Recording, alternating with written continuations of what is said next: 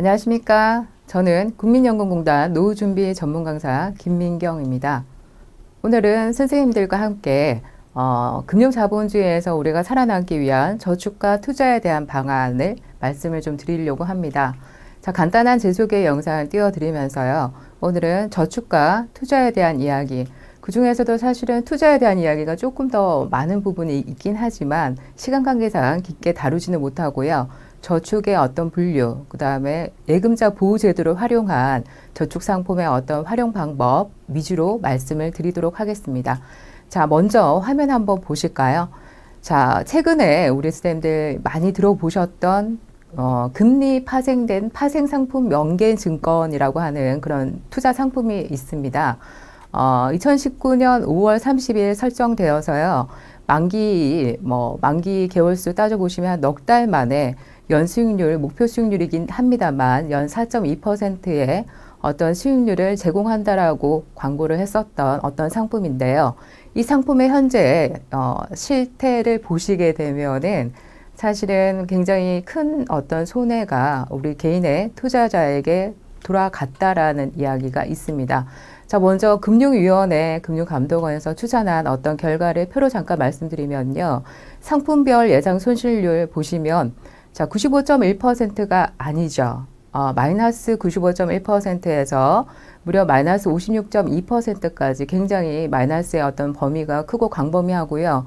그 다음에 실질적으로 여기에 투자하신 분들이 기관 투자자보다는 개인적인 개인 투자자들이 많다 보니까 게다가 상품을 판매했던 곳도 은행이 좀 많았습니다. 그래서 우리가 익히 들어보셨던 두 군데 은행에서 거의 95% 되는 어떤 상품의 비중을 판매를 하다 보니까 굉장히 많은 분들이 이 상품의 구조를 모르고 투자하시는 경우가 많았다라고 결론적으로 말씀을 좀 드릴 수 있겠는데요.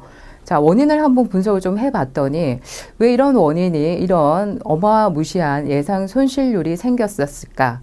사실은 상품을 판매하는 어떤 직원들 중에서도요, 물론 다 그렇지는 않습니다. 일부 직원들은 그 상품을 구조를 잘 몰랐고요. 그 다음에 우리 금융 소비자들, 상품을 선택하시는 우리 개인들도 어떤 상품의 위험 내지는 수익률, 위험보다는 수익률 위주로 선택을 하시다 보니 우리가 이런 상품에 어떤 쉽게 위험에 노출될 수밖에 없었다라고 저는 말씀을 좀 드리고 싶습니다. 자, 그래서 선생님들 지금 제가 잠깐 보여드렸던 그 DLS라고 하는 상품은 선생님들이 익히 들어보셨던 ELS라고 하는 상품과 거의 사촌지간이다라고 보실 수도 있고요. 제가 지금 보여드리는 분류표에 보시다시피 사실은 위험한 파생 상품 투자 상품이다라고 생각하시면 돼요. 그래서 주식이나 채권이나 금리나 지수, 기타 등등을 기초 자산으로 해서 파생 상품이다 보니까 지금 아울러서 보여드리는 자본시장과 금융투자업에 관한 법률에서 보시게 되면요. 굉장히 고위험에 노출될 수밖에 없는 그런 상품이더라. 자, 그래서 우리 선생님들이 오늘 저축하고 투자에 대해서 조금 더 심도 있게 공부를 하셔야 되다 보니까요. 저는 자본시장과 금융투자업에 관한 법률이 있습니다. 그 법률상 금융투자 상품을 분류하는 방법을 조금 안내해 드리도록 할게요.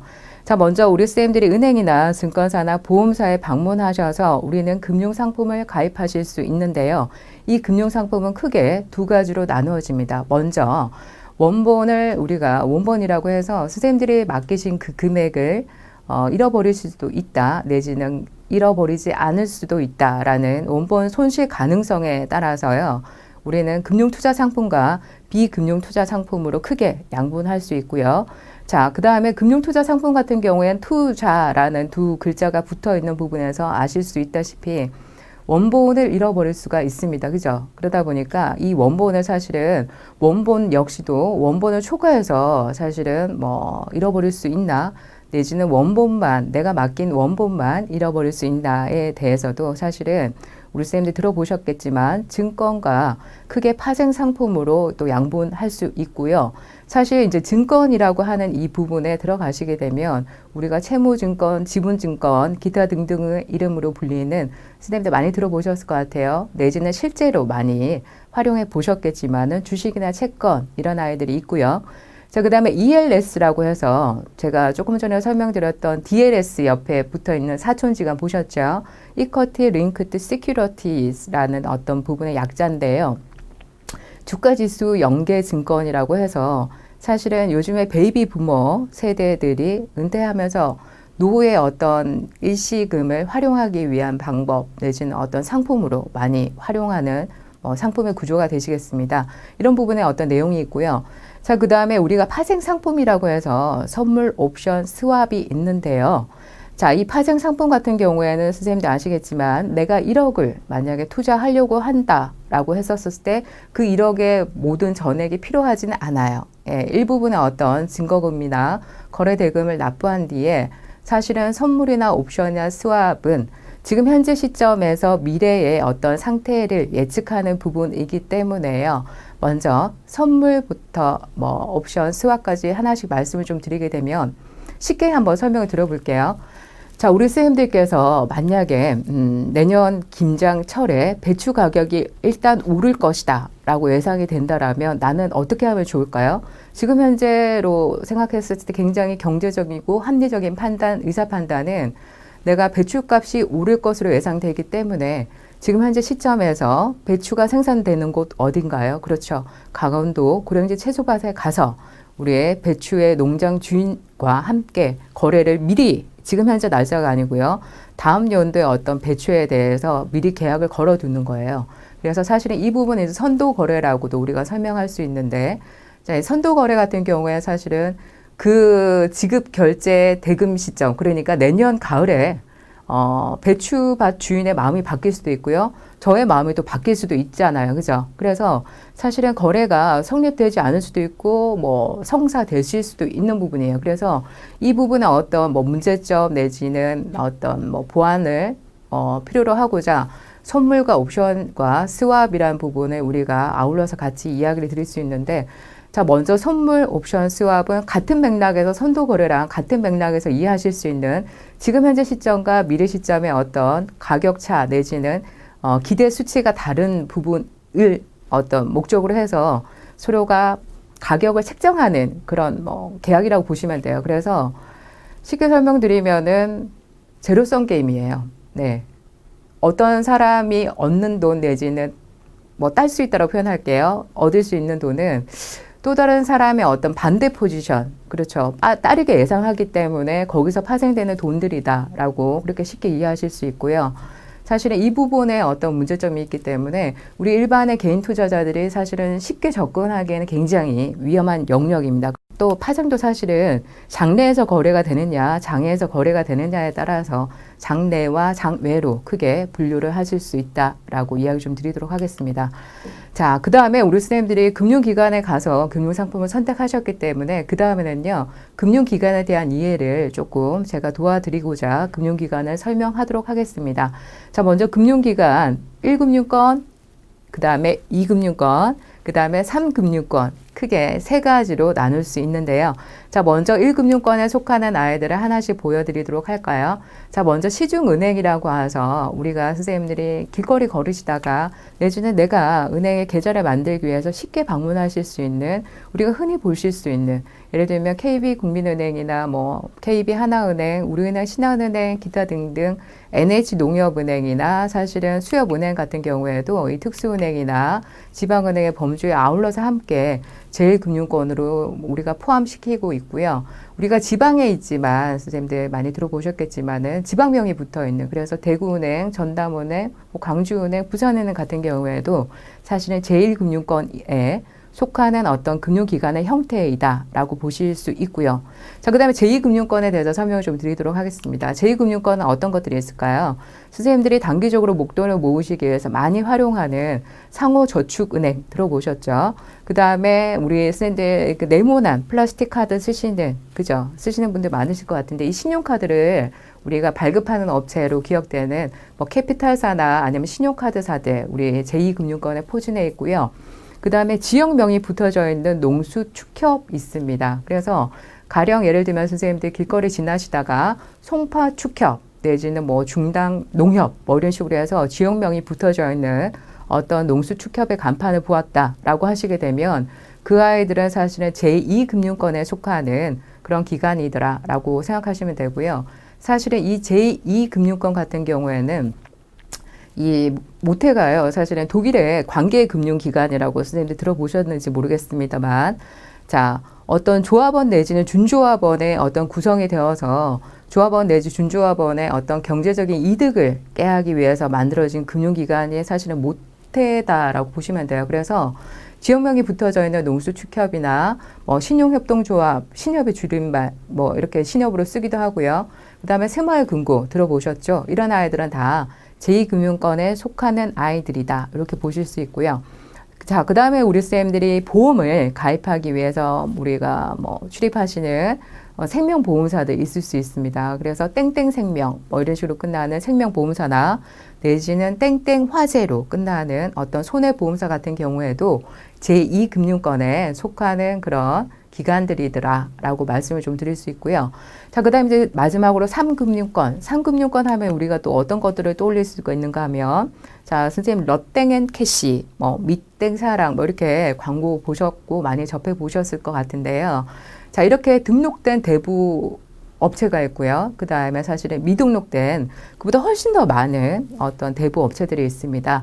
이 부분들을 사실은 포함을 해서 재산금융권의 어떤 대부 업체라고 이야기를 하는데요. 사실은 대부 업체를 이용할 때도 우리 선생님들 아시겠지만 한국대부금융협회에 정식으로 등록된 협회인지 어떤 기관인지 아닌지를 판단해 보시고 이용하지 않으시게 되면 사실은 재산금융권을 이용함으로써 우리가 대출 같은 경우에는 불이익을 받으실 수가 있잖아요. 그 부분에 어떤 불이익을 최소화시키실 수 있더라. 불법이냐 아니면 등록이냐 이 여부 반드시 따져주시기 바라겠습니다. 자, 그 다음에 사실은 우리가 금융기관에서 파는 어떤 금융상품도 어떤 분류를 크게 확정 금리형과 내지는 뭐 실적 배당형 이렇게 나눌 수 있고요. 그 다음에 제1금융권에서 주로 파느냐, 제2금융권에서 주로 파느냐에 따라서 금융기관별로 크게 우리가 뭐 요구불 예금이다, 내지는 뭐 CMA다 이런 식으로 크게 분류를 할 수 있겠는데요. 저는 오늘 시간 관계상 뭐 일단 제1금융권에서 파는 예금과 적금의 예금자 보호에 대한 이야기를 잠깐 드리고요. 그 다음에 시간 관계상 깊게 드리지 못하기 때문에 제2금융권에서 파는 상품 중에서 우리 일반 금융 소비자들 뒤집어서 말씀드리게 되면 우리 국민들이 뭐 수시 입출금식 통장으로 이용을 하더라도 계산의 어떤 금리 계산 자체가 일할 방식으로 계산하기 때문에 우리에게 실질적인 어떤 혜택이 있을 수 있는 어떤 통장, 뭐 제2금융권 내지는 1금융권이다라고 이야기 좀 드리죠. CMA 통장이라고 들어보셨을까요? 그렇죠. 증권사나 종금사에서 우리가 판매한다라고 하는 캐시 매니지먼트 어카운트의 준말입니다. CMA 어떤 방식 같은 경우에는 선생님들 아시겠지만은 일할 계산이에요. 그래서 지금 현재 한국은행 기준 금리 우리 쌤들 10월 17일 날짜로 금융통화위원회에서 기준금리를 1.25%로 0.25%포인트를 떨어뜨렸습니다만 우리가 일할 계산하는 방식이기 때문에 물론 아울러서 대부분의 금융기관의 어떤 금리가 사실은 떨어질 것이에요. 그렇지만 일할 계산하다 보니까 나에게 나중에 추후에 돌아오는 이자가 사실은 조금 더 많을 수도 있다. 이런 얘기 좀 드리고 싶고요. CMA는 뒷부분에 다시 한 번 더 아울러서 설명드리도록 하겠습니다. 자, 상품의 성격은 제가 아까 말로 설명드렸던 확정금리형이냐 실적 배당형이냐 이렇게 크게 양분하실 수 있고요. 자, 그렇다면 내가 금융기관이나 금융상품을 이용하실 때 사실은 투자의 어떤 기간에 따라서 내가 이용을 중점적으로 해야 되는 금융기관들은 달라질 수 있다라는 이야기 좀 드리도록 할게요. 먼저 선생님들이 1년에서 3년 정도의 어떤 투자 기간을 가지시고 투자하신다라면 이때 선생님들은 가장 먼저 중점적으로 생각해 주셔야 되는 것이 무엇인가? 바로 금융상품의 성격 중에서도 바로 유동성이에요. 자, 유동성은 선생님들이 원하시는 날짜에 원하시는 형태로 원금의 훼손 없이 내가 바로 꺼내 쓸 수 있다라고 하시게 되면 유동성이 뭐 보장된다라고 저희가 표현을 하고요. 통상적으로 아시겠지만은 제1금융권에 있는 은행이나 제2금융권에 있는 저축은행을 아울러서 이용을 하고요. 그 다음에 제2금융권 쪽에서 만약에 내가 적립식 펀드를 가입을 하고 싶어. 자, 이때는 우리가 수익률을 본다라는 거죠. 그죠? 그래서 사실은 3년에서 7년 내지는 10년 이하의 어떤 중기간 동안에 내가 투자 기간을 가지고 나는 수익성을 위주로 뭐 판단하겠어, 투자하겠어 라고 생각하신다라면 그때는 우리가 증권사나 종금사, 기타 등등을 방문하셔서 수익성에 어떤 더 중점을 두고 있는 금융투자 상품을 선택하실 수도 있고요. 자, 그 다음에 사실은 이제 10년 이상 내가 투자 기간을 가지고 나는 투자를 할 거야 라고 판단하신다라면 사실 이런 거죠. 우리가 20대 때, 30대 때 저축을 하지만 사실은 요즘 같은 저금리 시점에서는 사실은 우리가 3년, 2년, 뭐 1년 단기적으로 돈을 모으고 그 목돈으로 무언가를 융통해서 운용하기에는 상당히 사이즈가 크지 않아요. 그러다 보니까 20대, 30대에서도 우리가 50대, 60대를 위한 나를 위해서 어떤 연금 내지는 저축을 마련해 두실 수가 있잖아요. 그죠?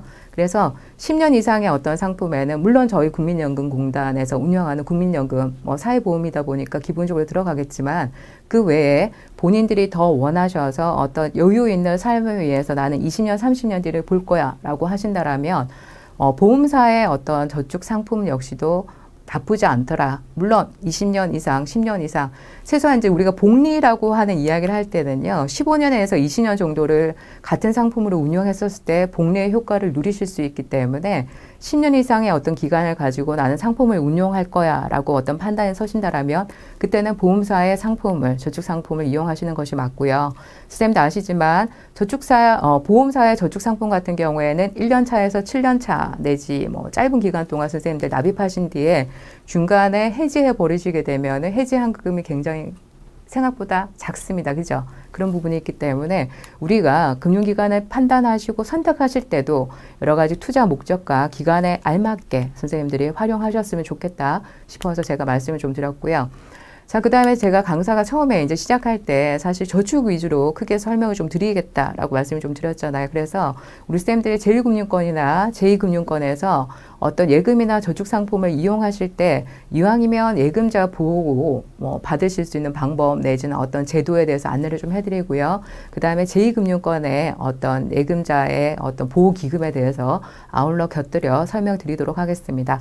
자, 먼저 예금자 보호 제도라는 거는요, 대한민국의 예금자 보호법이라고 하는 법이 있습니다. 그래서 선생님들 많이 들어보셨겠지만은 제1금융권에 포진해 있었던 그런 은행들, 자, 그 다음에 제2금융권에 포진해 있긴 하지만은 상호 저축은행 같은 아이들, 그 다음에 2금융권에 있습니다. 종금사, 증권사, 보험사, 기타 등등에서 선생님들이 가입하신 어떤 상품의 구성 성격이 금융투자 상품이 아니다, 내지는 실적 배당형 상품이 아니다, 기타 등등의 이제 문구가 들어가야 되는 부분이긴 합니다만, 어떤 확정 금리형의 어떤 상품이더라, 내지는 예금자 보호가 가능한 상품이더라 라는 부분이 되게 되면요, 기간과 상품이 엔드 조건이에요. 그래서 그 어떤 기관에서 선택하신 한 개 금융기관당 선생님들이 예금자 보호에 의해서 원금 플러스 이자가 5천만 원까지, 원금 플러스 이자가 5천 합쳐서예요.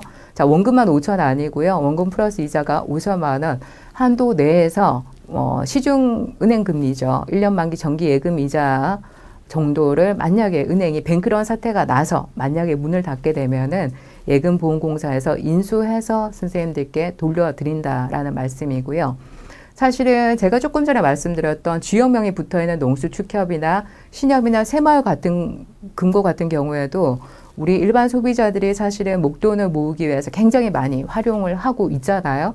저 역시도 사실은 이용을 하고 있는 부분이기 때문에, 자, 그렇다면 이 부분은 뭐 예금자 보호가 되지 않을까? 그건 아니고요.